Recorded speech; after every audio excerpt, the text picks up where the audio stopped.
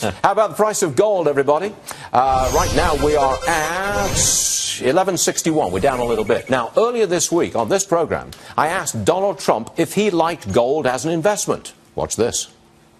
You know, it's something that I used to look at very strongly, but somehow I guess we are off the gold standard for keeps, and it looks like we don't go back. But you know, gold used to be something I used to like, but I have not bought gold now. Okay, Trump used to like it. He has not bought gold recently. We're off the gold standard for keeps, he says. And look who's here with us now. Ron Paul, the man who likes gold a lot. What do you say to Mr. Trump and he doesn't like gold? Well, I would think that people would start thinking that somebody who had liked gold and turned against it, it might be a good buy signal. You know, no more sellers.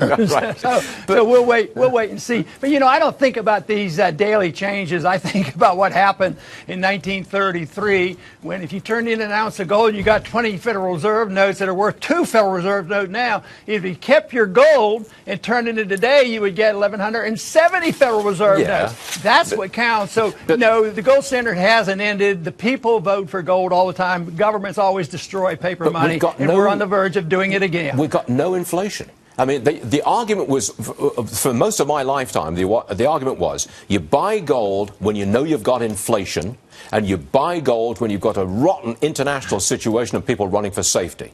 Oh, well, we've got a rotten international situation, but we don't have inflation. Do you think we can have a real rally in the price of gold without inflation?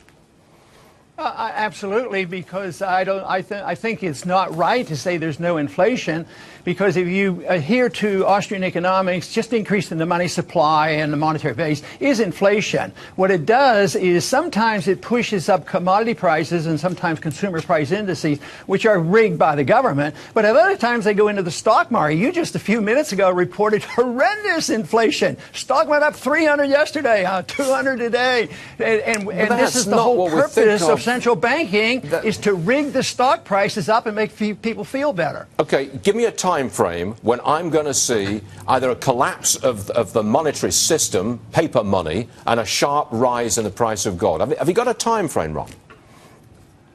No, because that's one thing that if you understand Austrian economics, you understand trends. You understand that if you print a lot of money, the value of the money goes down, and you have excessive debt and excessive malinvestment, which are the important issues.